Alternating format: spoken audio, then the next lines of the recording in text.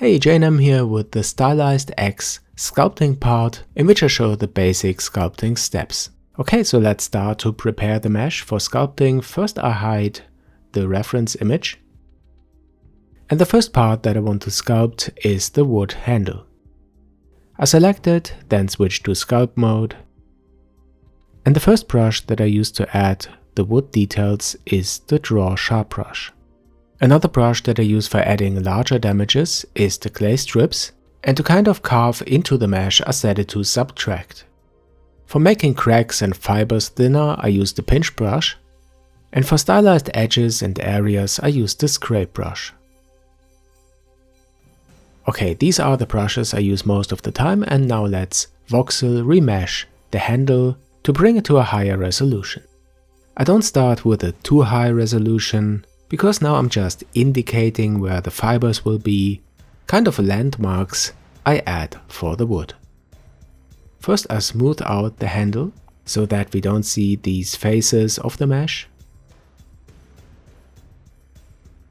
And then I switch to the draw sharp brush. Be sure to have the pressure sensitivity for the radius checked.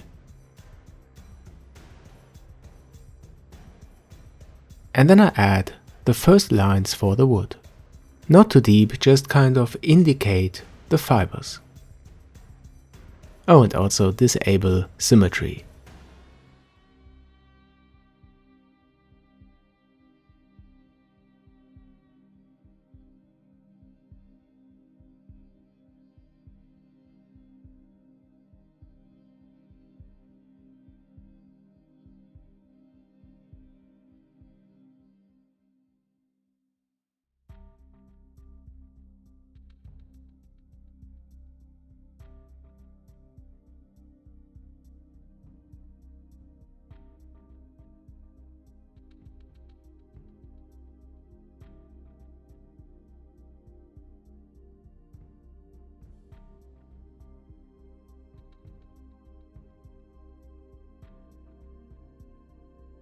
Then I choose some parts where I want to have holes in the wood.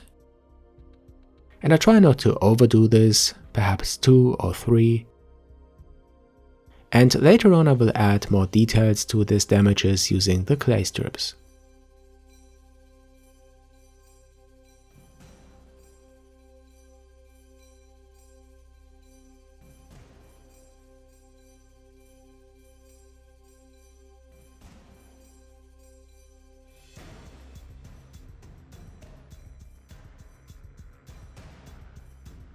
Okay, nice. Now let's add a little bit more stylized look and feel by using the scrape brush. Just brush over some parts and make them look more flat, and it almost looks already like stylized wood.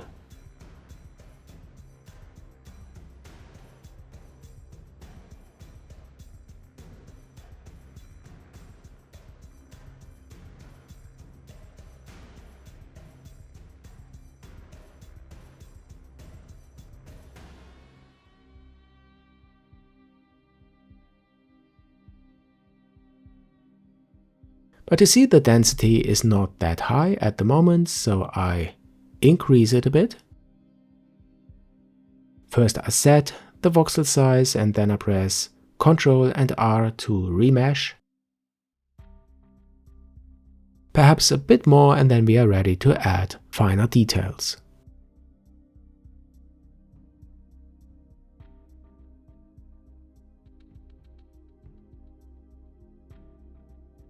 Okay, here you see this is now more crisp because we have a higher resolution. By the way, you need a tablet for this, but it doesn't have to be that expensive. I use a very cheap one. At the moment I have again a Wacom. It's a small Intuos S. I paid about 70 or 80 bucks, and I like that it is so small because you don't need that much space for it here on the desk. It's very simple to set up. And really I like it more than my larger ones. At the moment I have about 8 tablets, but you just need one, okay? But it's almost a must-have for this kind of sculpting. You see, it's all the same. I'm adding more and more fibers, more details, and increase the resolution step by step.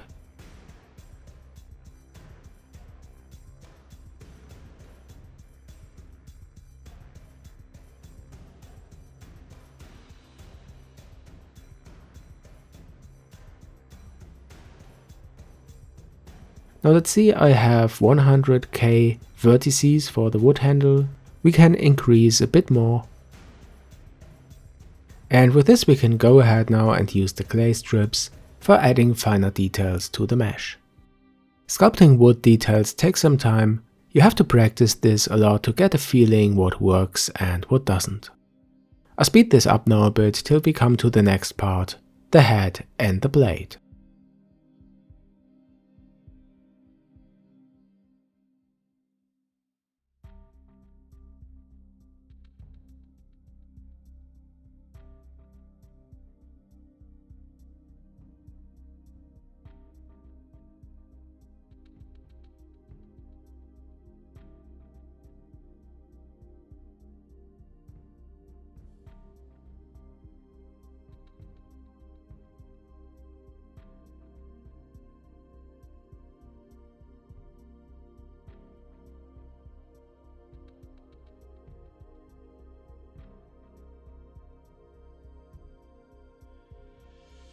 Again, I use the scrape brush here to flatten some parts, just to make it look more stylized.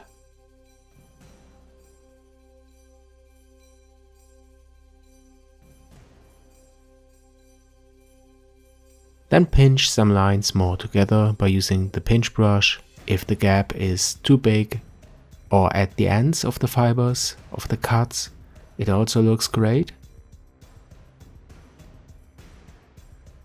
Okay, I'm quite happy with the handle, perhaps I will add more details later on, but now let's come to the metal parts. These are the head, the connectors, the blade and the spikes. But before I join them to one mesh and remesh it with the voxel remesher, I duplicate some parts to store them in a separate collection. So first I create a new collection and name it Backup. Then I select the parts that I want to save as duplicates, and I do this because I want to reuse some parts for retopology.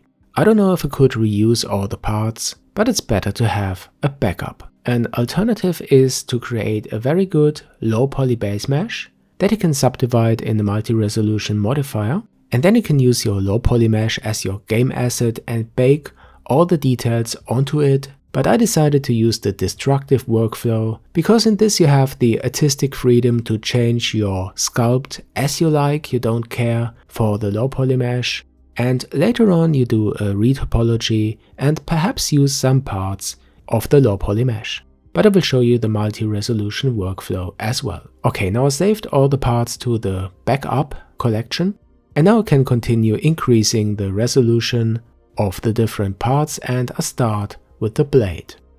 But before I voxel remesh this, I add some edge loops so that I can easily add a subdivision surface modifier, because I want this mesh to be very smooth and crisp, and I do this before I voxel remesh so that I get a smoother surface after remeshing. But that's just one way to do this. You could also subdivide using the multi-resolution modifier. In my opinion, both ways work pretty good, and as I said, the multi-resolution workflow will be explained in a future tutorial. Okay, now I increase the subdivisions in the viewport, and you see this looks very crisp and polished. Alright, now I apply the mirror and the subdivision surface modifier, so it's destructive, but as you know, we have the backup. Okay, now what I'm going to do is to select all the metal parts and press Ctrl and J to join these.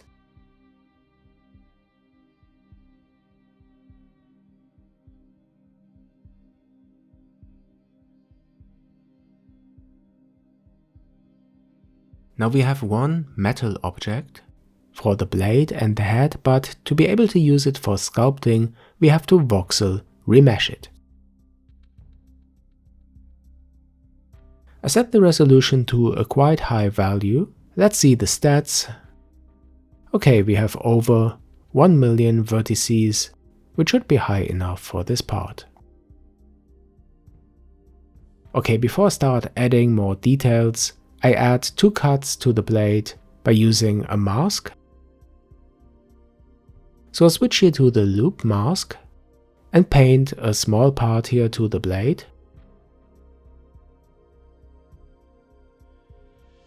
I think I make it a bit larger.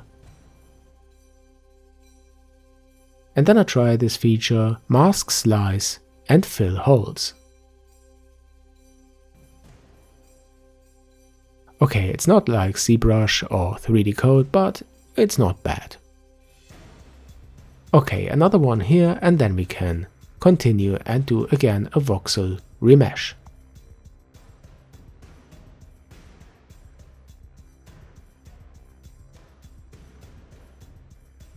I increased the resolution a tiny bit for this remesh. And then we can start sculpting the metal parts.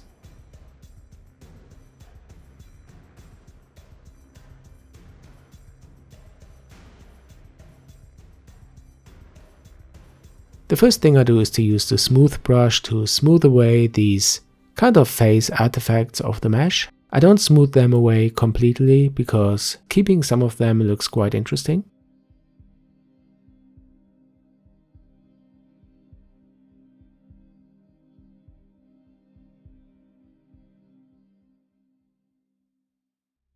And then I go ahead and use the grab brush to add some kind of imperfections to the shape. Just move around some parts very carefully, don't overdo it, just to make the part look more natural.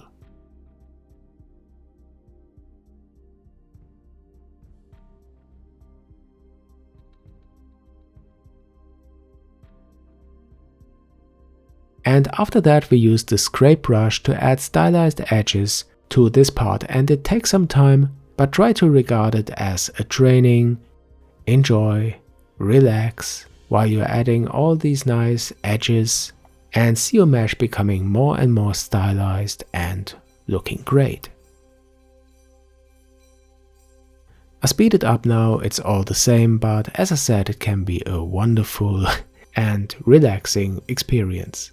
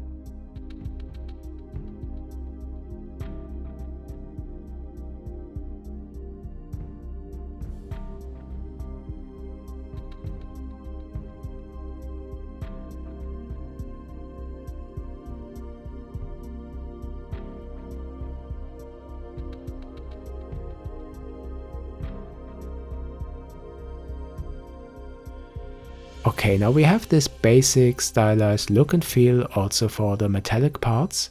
And the next part is to add some damages and details, again using the clay strips and the draw sharp brush. Do this carefully and slowly. And again, it needs a lot of practice to find out what works and what doesn't work, which brush size you have to use, which strength. I just can't give you another advice than to just do it and practice. You can't fully learn it by watching it. You get an idea, but then you have to do it. Okay, now I speed up again and you can lean back and enjoy watching me adding the details.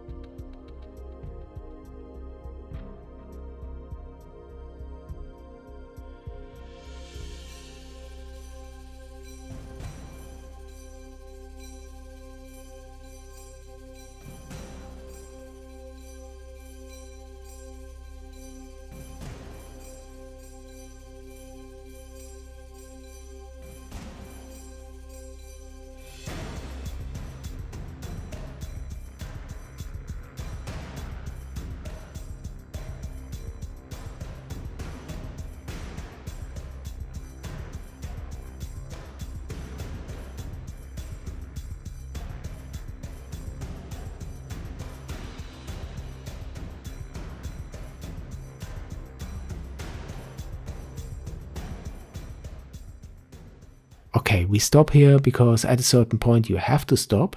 Of course, we could add even more and more details. In the next part, I will show you some more sculpting tricks when adding the bandages to the handle. I hope you liked the video. If you do, then don't forget to subscribe if you haven't already. Also follow me on my social media, and I see you in the next one here on Jayanam.